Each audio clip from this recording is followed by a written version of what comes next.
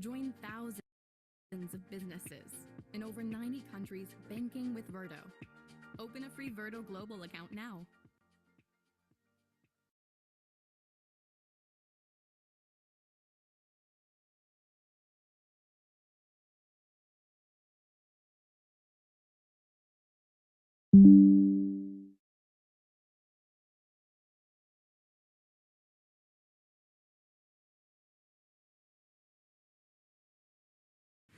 Find the perfect hotel for you on Booking.com. Choose from hundreds of filters and book with ease. Book now.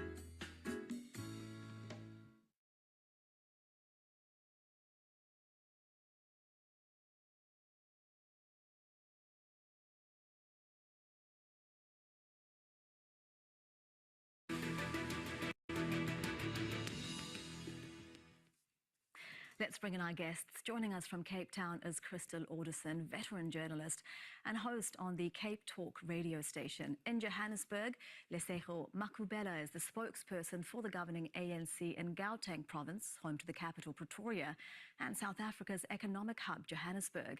And also in Cape Town is Nkabayomzi Kwankwa. He's an opposition MP with the centre-left party, the United Democratic Movement, and is running for re-election on Wednesday. A very warm welcome to Inside Story to all of you. Mr. Makubela, I'll start with you.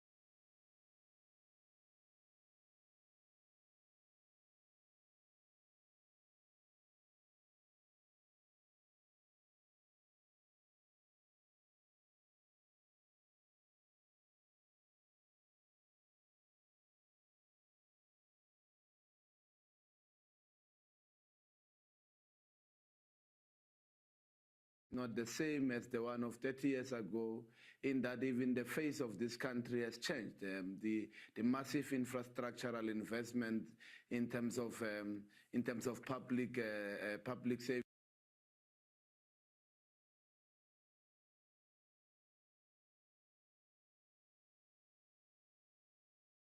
services and other things. So there's been a big changes. Of course, in the past 30 years, there would have been mistakes that we would have committed, and that would have been because of we were new into governance.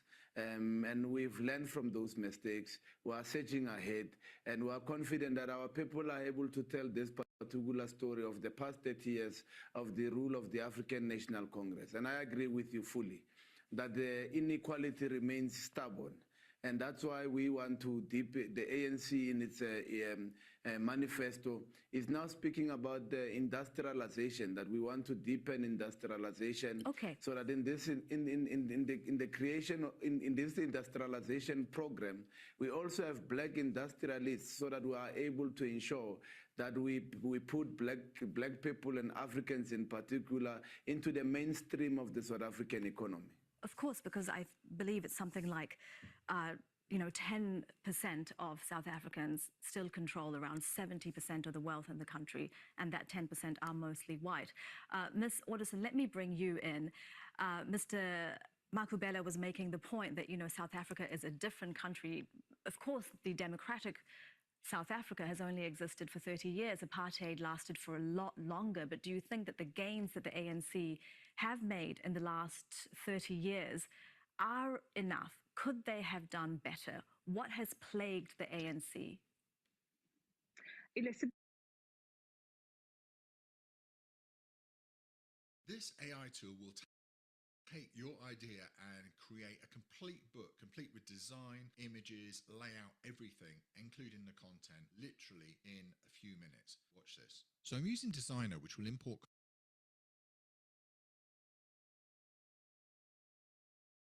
Elizabeth, there's no dispute that the ANC fundamentally changed South Africa's trajectory from an apartheid, unequal society to a society that's fairly equal.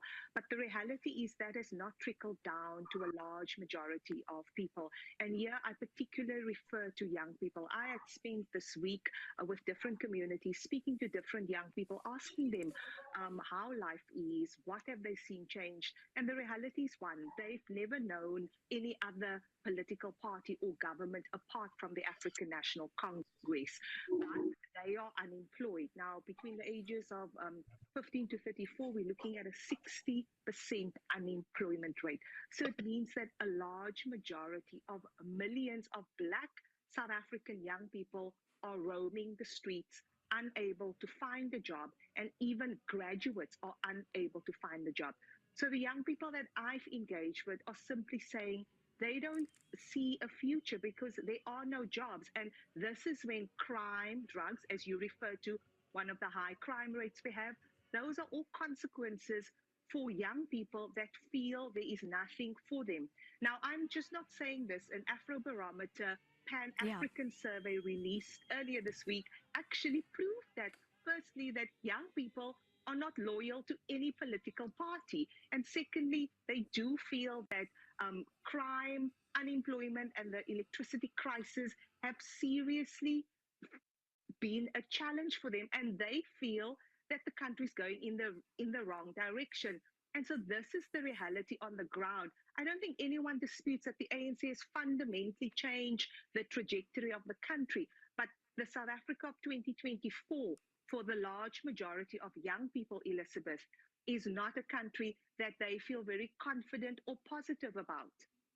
Yeah, it's very interesting you bring up, how unemployment is one of the biggest concerns, and the Afrobarometer poll shows that it's 71% of the people they polled that unemployment is the #1 concern. Mr. Kwankwa, let me bring you in, and before we can talk about how all of these issues will play into the election, how do you think that South Africa has got to this point?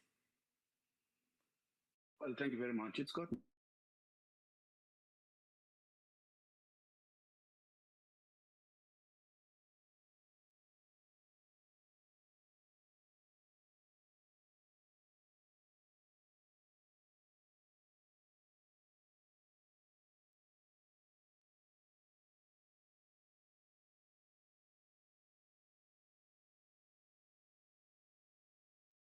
Good afternoon, everybody.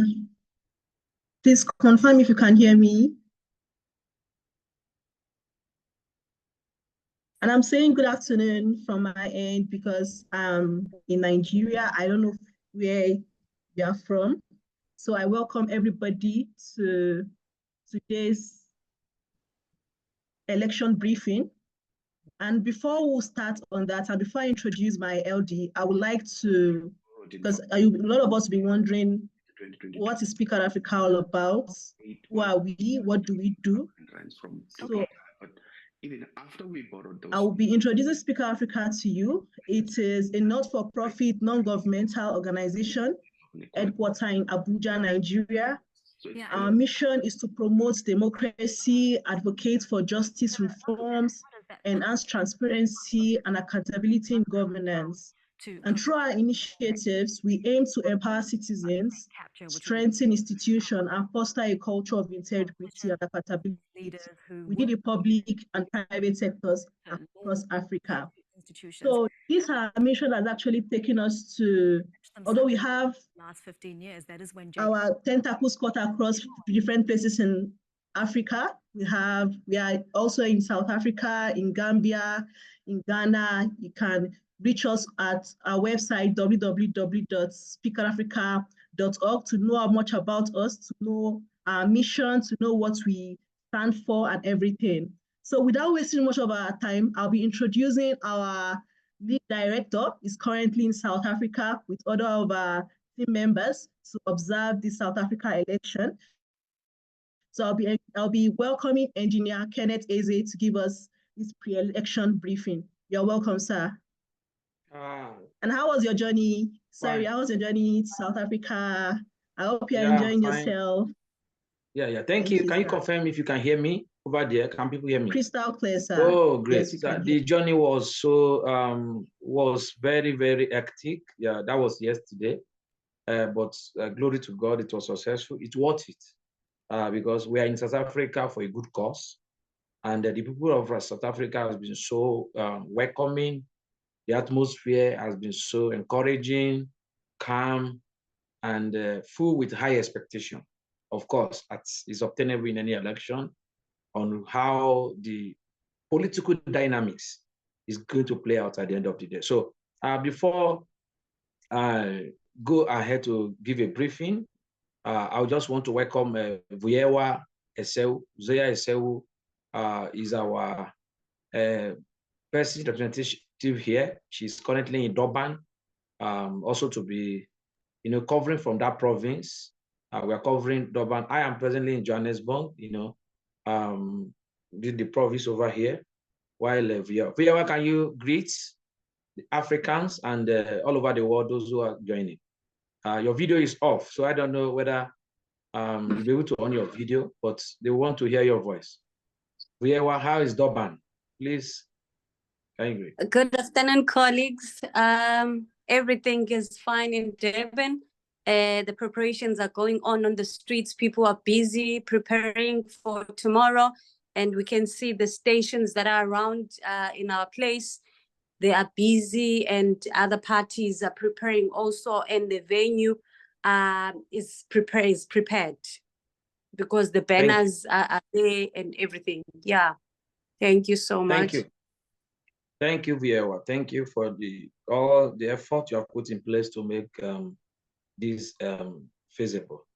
Now, of course, I think we will move straight to the briefing today. And I'm just coming back from the election center in the province where I am, and that is here in Johannesburg. So I'm just coming back from that election center, and all available reports, and from where I also visited, I can say that I'm encouraged. Preparation are in top gear. In fact, the police stations are already ready. As at when I was leaving, a lot of police stations are already ready. Some they are putting in place to fix and make everything available, to erect tents where people are going to stay, and everything in top gear. The election centers is also top ready. I was able to meet with some political parties, agents who are also there. And, you know, they believe in the process, they believe in what is going to come up, and everything is being almost ready. The dashboard where the result is going to be showing, all the things, everything, you know, and I think is a thing of positive, a thing of positivity.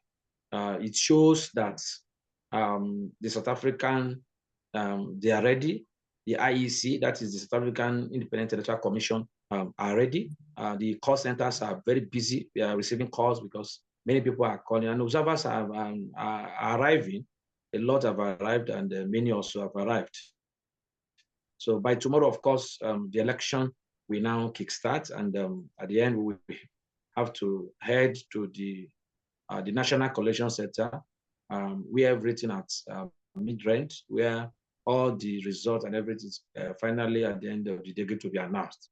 So once again, this is just a vote beats, we titled this Vote Beats Pre-Election Statement or Pre-Election Briefing by Speak Out Africa Initiative on the South African National and Provincial Election slated for May 29, 2024, being tomorrow.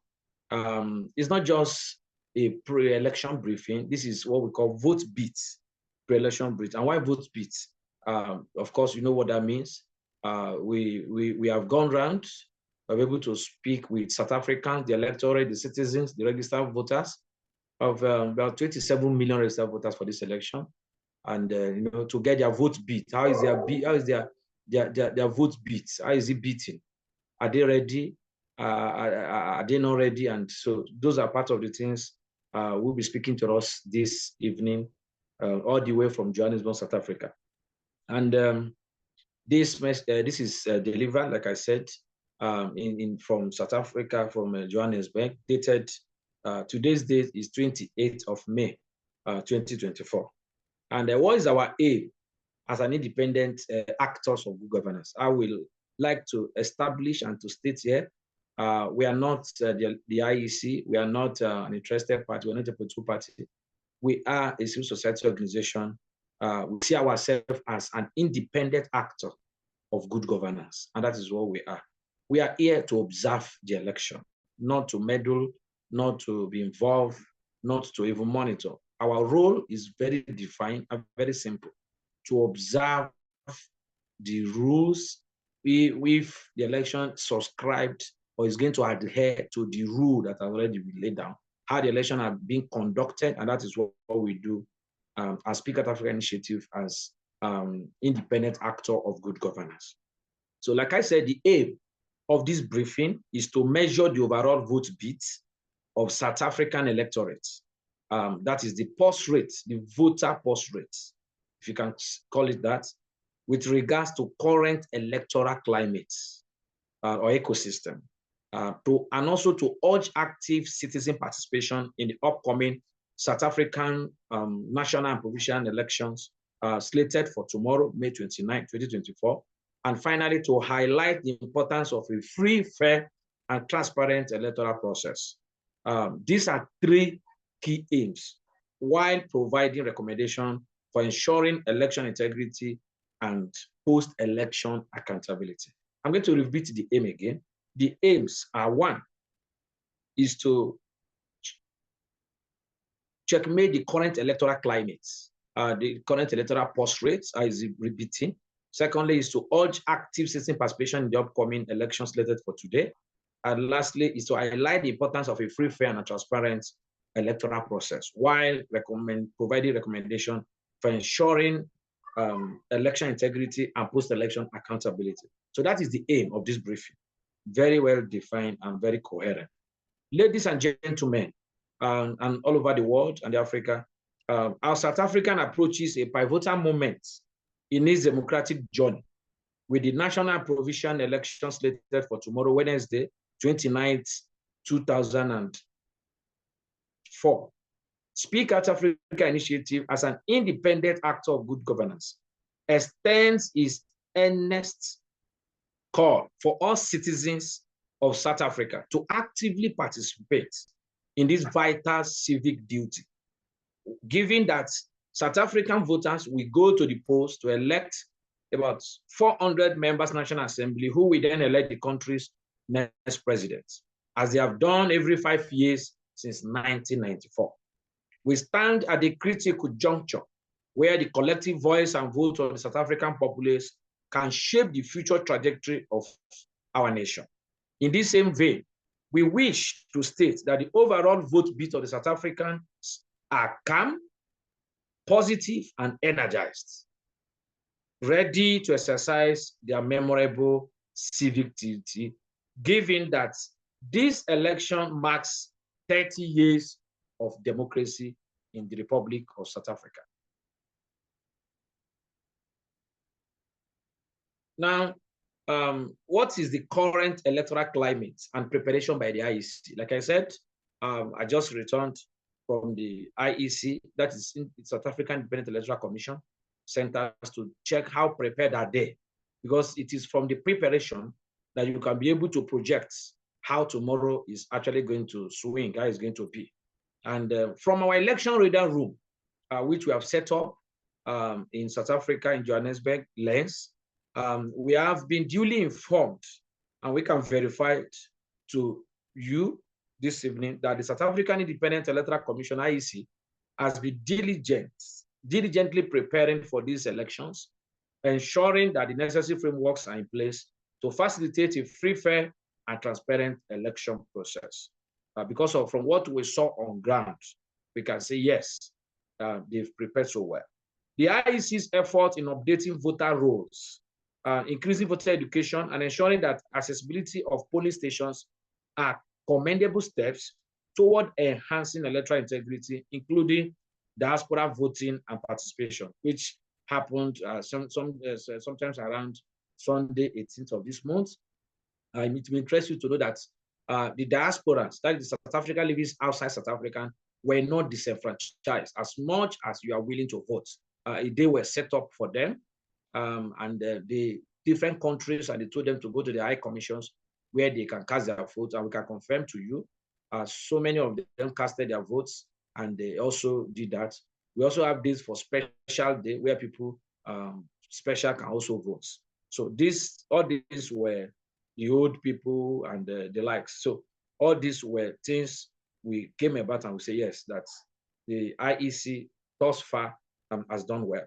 However, challenges remain, and continuous vigilance is essential to address any potential irregularity that may arise. Of course, there's no system that is 100% perfect.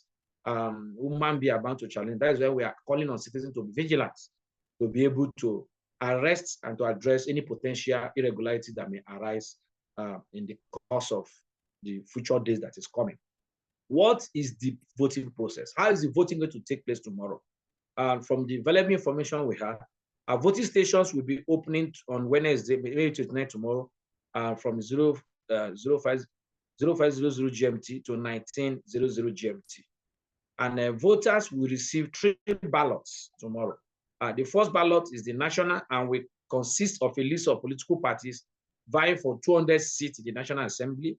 The second one is the provincial to national ballots, which include parties and independent candidates seeking to represent each of South Africa's 9 provinces in the National Assembly. Lawmakers elected with this second ballot will take up the other 200 seats in the Assembly, with each province allocated a number of seats based on the size of its population. And lastly, the third ballot will be to elect members of the provincial legislators in each province, and will also include parties and independent candidates. So that is how the voting is going to happen tomorrow from available reports. How many people can vote? That is the question you'll be asking. So that from there, we should not be expecting any votes tomorrow beyond the number that can vote. The Independent Electoral Commission, IEC, has confirmed, both from their website, that 26.74 million in 2019. Of course, the last election that was held in South Africa in 2019, and that year we had 26.74 million. that were eligible registered voters. But this year, there's an increment, and this year we have 27.79. That is from 26.74 million people that's going to vote in this of around about 62 million overall population of South Africa. Though when you compare that, it is still very far, very, very not the way it should be. From the previous record, about 66% of registered voters cast their ballot in 2019. So among those people in 2019, remember we had 26.74 million that registered. Among the 26.74 million that registered in 2019, 66% of them cast their ballots. Down from the preceding year, 5 years back from 2019, we had 73%. That is 2014. Because South Africa election, like we said, is every 5 years. So in 2014, we had 73% that cast their votes. In 2019, we had 66%. So there was a drop from that. And so it declined in voter turnout. Voter turnout is how many persons that turn up at the end of the day from the eligible voters to vote. Now, there's a possible hope of a reversal in this year's election. Why? Given the circumstance surrounding this particular election. So we are hopeful, and that's one of the reasons for this briefing, calling on South Africans, the electorate, not to relinquish their civic role, the very big opportunity to decide who governs them. And that is to troop out en masse to go and cast their vote and exercise their franchise. And that is why we're asking that while in 2014 we had 73% that turned up to cast their votes, in 2019 we had 66%, a drop. This year we are projecting and we are calling, encouraging that we should have a double of this percentage. We're expecting a far higher projection because of a lot of circumstances, like being that this particular year is very unique, and it's very, very unique because this is 30 years of democracy practice in the Republic of South Africa. So all this is widely believed by many that is going to play out, and it's going to, it's going to lead to a high voter turnout. And that is why we are calling on citizens to make this a reality. When are we going to know the results after this election? South Africa Electoral Commission normally starts releasing partial results within hours of the polling stations closing, and within hours of polling station closing, and the national picture will emerge gradually over the following days. By law, the commission has 7 days to which to announce full results. That was one of the questions I put forward today to the IEC in Johannesburg, and I asked them, so when is citizens going to begin to see results? And they told me it's going to be real time. So by tomorrow, you just keep in touch here. We'll make available the website. We already have it, where you'll be viewing results. And they said even before the end of the day, people will be seeing the result. People will already know who is leading, who is winning, who is doing it. And so as that is coming up, the official announcement by the IEC, who is constitutionally mandated to make declaration, even while you are seeing the result, you are not mandated to pronounce any result, will now be done, from now, from previous elections. Sometimes it starts within a few days, it will now be, but they ask within 7 days that they must conclude and declare the full results. And so we keep you posted here because we are live here. We'll be there to keep you posted on how events unfolds. So what happened next after the results have been announced? According to the South African Constitution, it stipulates that the National Assembly must hold its first sitting no more than 14 days after the election result has been declared. You can see interesting. So immediately after the election, full result is declared in 14, not more than 14 days. The first sitting, those that are going to be elected into the National Assembly, you remember about 200 seats, and many of them, they ought to have their first sitting. At this first sitting, the National Assembly will hold a vote to elect one of its members to be the country's president with a 50% at least win or more, as the case may be.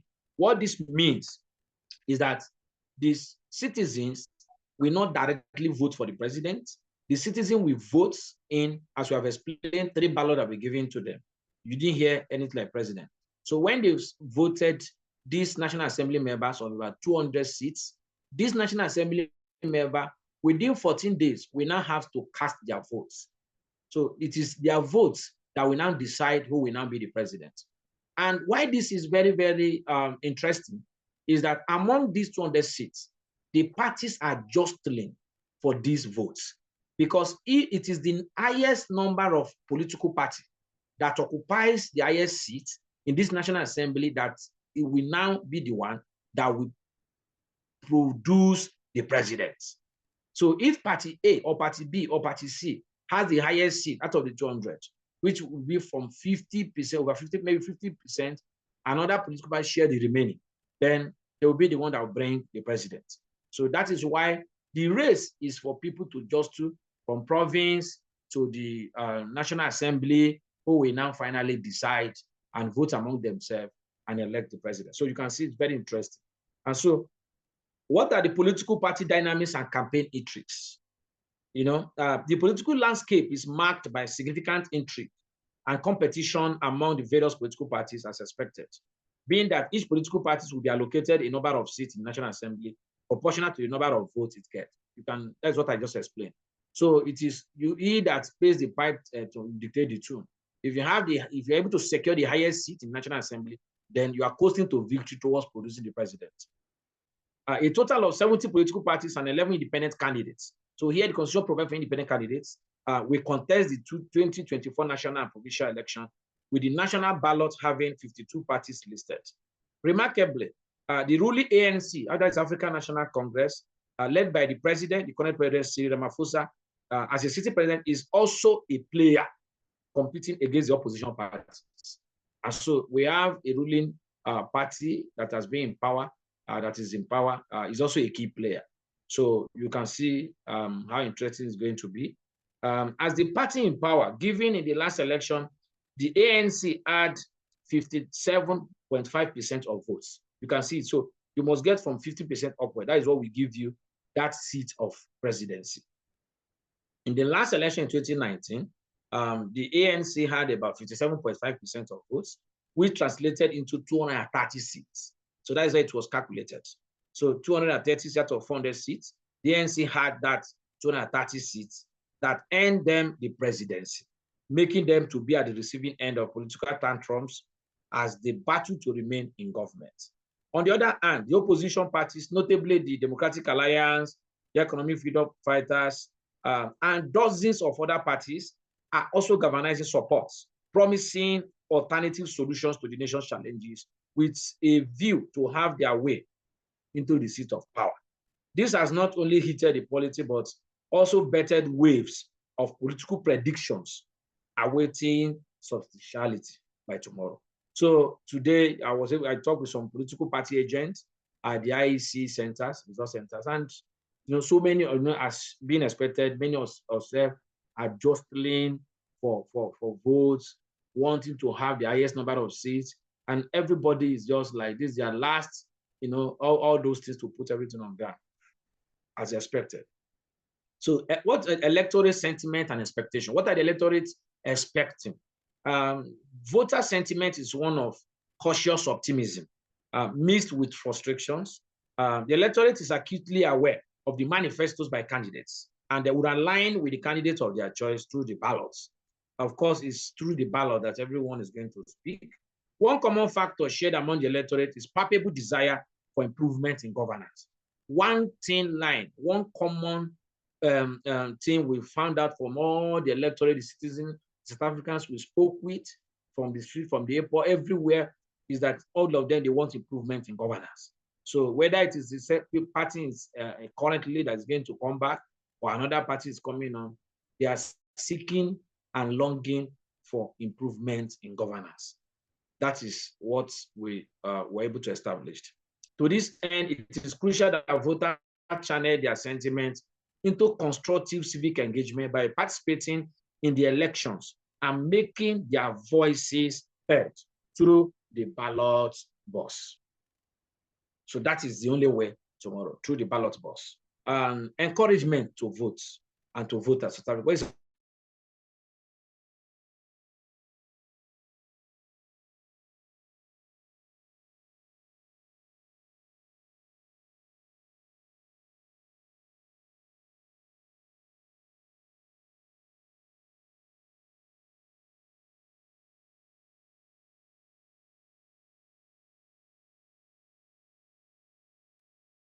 Sir, please, you are muted if you are speaking, sir. You're muted. So, sorry. So I was saying, I was muted, that our message as an independent actor of good governance and a civil society organization, Speak Out Africa Initiative, to the South African people, the good people of South Africa, and especially the youth, whose future of this nation belongs to, is that we urge every eligible South African to exercise their right to vote. Nobody should convince them not to go to the police station tomorrow to cast their votes, because it is their civic right. This election is an opportunity to hold leaders accountable and to steer the country toward a more equitable and prosperous future. Voting is not just a right, it is a responsibility. By voting, you contribute to the democratic process and help shape the policies and leadership that will impact the lives of the people, including you, including those of the future generation. Particularly, we call on the youth, like I said earlier, to troop out en masse to cast their votes for their choice candidates, leveraging on their collective strengths. Of course, we know the population of youth in South Africa and in Africa as a whole is something that is very, very huge and that cannot be sidelined. So what is our recommendation in all of this? We're recommending an enhanced monitoring and reporting. We recommend that the IEC, in collaboration with civil society organizations, which we believe they're already doing, to intensify their monitoring effort to promptly identify and address any incident of malpractice or electoral fraud and take appropriate sanctions tomorrow. So that is what we're expecting tomorrow, and we believe that IEC is already not to just put such structure on ground, but they are going to ensure that the right things are done. Security measures. Adequate security provisions should be made to ensure the safety of voters, election officials, and polling stations. This will help to foster a conducive environment for free and fair voting. These are our recommendations. On that, we also recommend technology and transparency, which we have seen today, we have guaranteed and assured by the IEC that every citizen, everybody, we have access to the portal live, real time. The IEC should leverage and consolidate on technology to enhance transparency in vote counting and results dissemination. By that, real-time updates and verifiable results will boost public confidence in the electoral process. So we are hoping, we are expecting, and we are being assured there should not be any room for any misinformation, peddling of false results anywhere. So the IEC should ensure that these results are coming from their source, and by that, the citizens will not, electorate will not give way or give attention to any other channel of falsehood. Post-election accountability is another recommendation. We call for the establishment of mechanism to hold elected officials accountable for their campaign promises. It should not just stop at the campaign and the election. The citizens have a big role to play.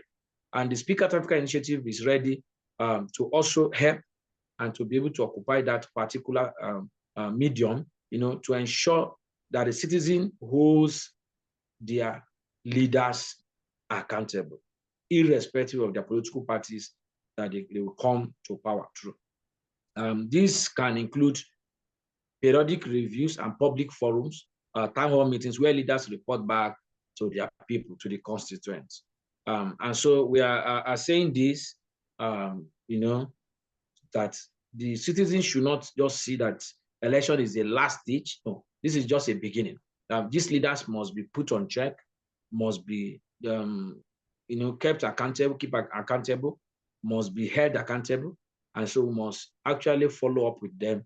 And that is what the Speak Out Africa will also be pushing for them, be launching that, follow the governance, to track governance and ensure that manifestos and promises do not just end at election period, but it will go beyond that. So what are the dynamics that people expect that is going to play out in this meeting? The dynamics is very, very interesting. There have been a lot of school of thought. Some are believing that maybe the party in power may not. Some are very, are of the opinion that there is a chance, a higher chance that there may be a coalition. And so, why do they think so? They don't vote directly for the president. They vote for the seats, National Assembly seats, and it is the political party that has the highest seats, which must score from 50% and above. They are the one that will now occupy the #1 seat of the country. And so if a political party, the question you will now ask, if no political party was able to get up to 50% and the rest will share the remaining 50%, what it means is that two ways, then there's going to be alignment. That's what they call coalitions. And Constitution support that. Constitution provides room for that. Then alignment and realignment. And what will happen is that if after that, maybe in the 400 seats, the National Assembly seats, you see that no political party gets up to 50%, maybe including the current government. What will happen is that there is now going to be a move for coalition, for alignment. And that alignment is now, you now start being in talk. You now need to, to meet other political parties, to extend your tentacles beyond your political party to another party, to now go into a major talk with them, where you people will now be allowed to form a coalition government, a government that is no longer self-centered on only your political party, because you need them.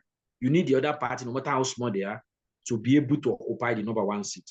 So many of these strong opinion that this election may not escape that route. That every indicators we have been able to checkmate surveys, all the projections, the citizens from the streets, everywhere, every indication, every projections are tending towards that direction, that there may be a possible coalition.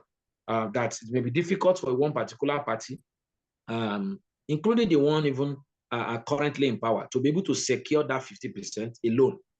And that if that happens, the only way that can bail anyone out is now to look for another party to coalesce together, to merge together, to form a government of unity, national unity, and the government of national unity, where 2 or 3 parties can now come together and now join their seats, their votes, and be able to produce the president. So these are possible dynamics that may play out. And we are keenly following, we are watching to see how this is going to turn out. It's going to be an interesting times in the coming days.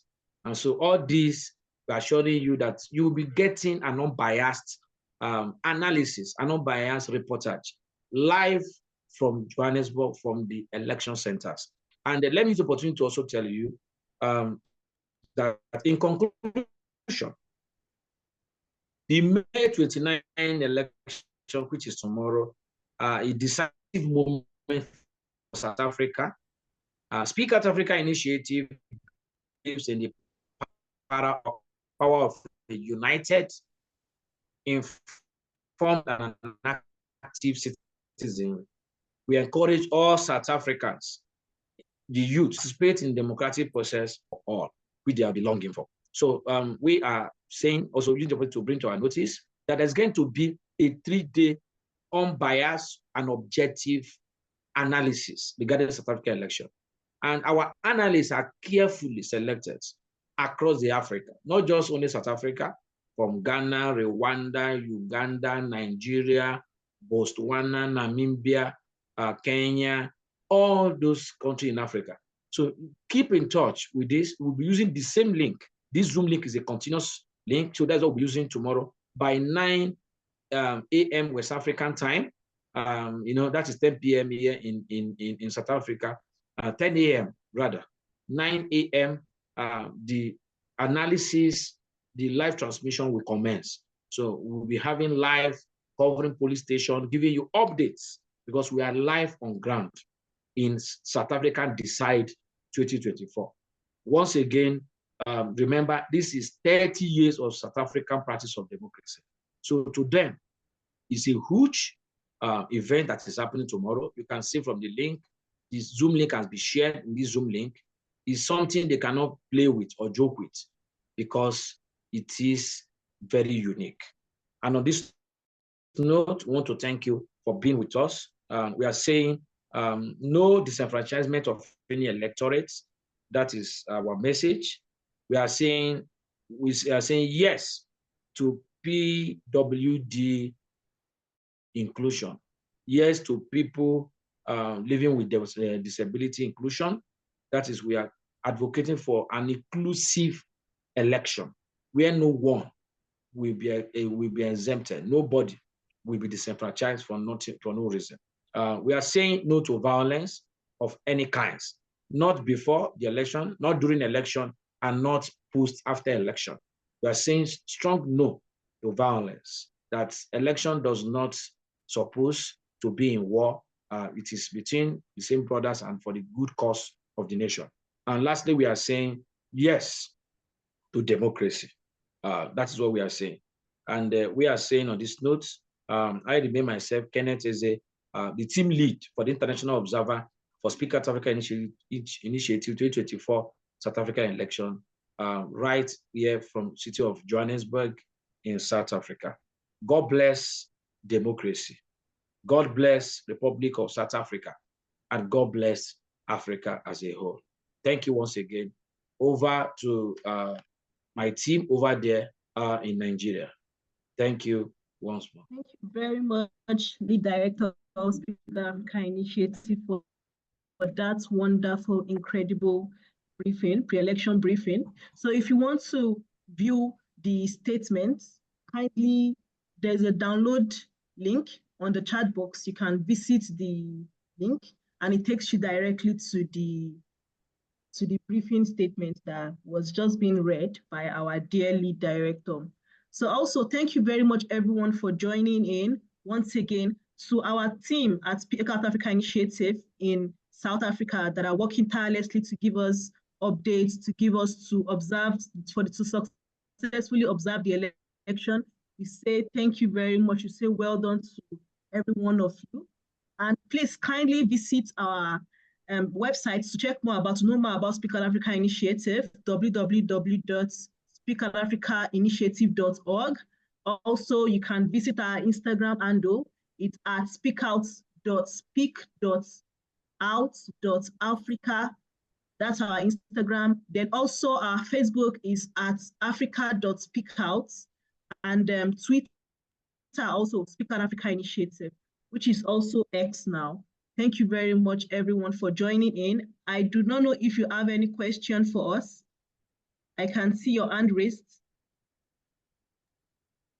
All right, thank you for this opportunity. I would like to find out from Mr. Kenneth Eze. Would you please briefly explain what is expected from the observers for tomorrow, and what time should they arrive, and what time should they leave the premises of the voting stations? Thank you. Okay, thank you, Vieira. Of course, I was still about to send, I was still send the details I got today from the IEC. They just sent to the mail, they shared with us. And so, election, as we have told, starting from what's available at, and you are supposed to leave the polling unit or polling station after election has been voted, counted. So because election has been voted, then counted, then declared. When it is declared, then the electoral officer from the IEC will have to leave the polling station. It means their job is now done. So at that moment, you are free to leave. Now, what is expected of you? Of course, your work and your role is to observe. And we know what observe means. Observe is that you don't have that right to meddle, to get involved in the electoral process. Even if you see something that is not expected or is not in accordance with the law is being done, you are not to, meddle into it. What you're supposed to do is to use appropriate channel, and we have a group where you can immediately alert us and post an evidence for us, and that this is also place, give us the detail, this is how it is. The IEC has assured us that immediately an action will be taken. If it is something that needs security agency, we will route it to the security agent immediately and they will respond. Because it's believed that in those police stations that the group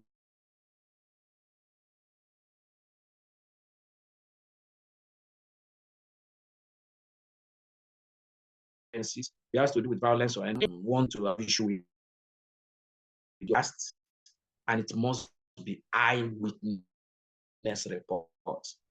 It must be something you saw on ground happen. You must have your evidence, pictures to show, what to show, and have your, we have a forum, a group, of course you are aware, where you should let us know updates of how many police stations, those did voting, did the officials arrive? What time did they arrive? What time did they finish casting their votes? What are the things? Submit it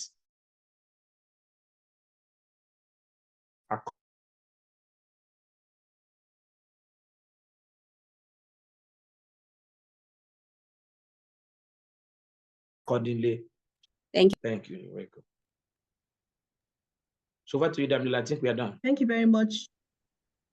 Yes, thank you very much, Lead Director, for that clarification. So please join us by 9 a.m. West African time. This same link, we will be giving you live updates. Please do not miss out on it. And also remember to follow our social media handles to get updates as well. Thank you very much, everyone, for joining in. See you tomorrow. Bye for now. Bye-bye. Bye-bye, everybody. Bye, everyone. Bye. See you tomorrow.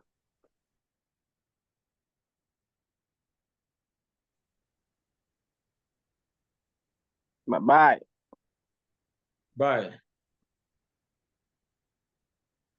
See you tomorrow.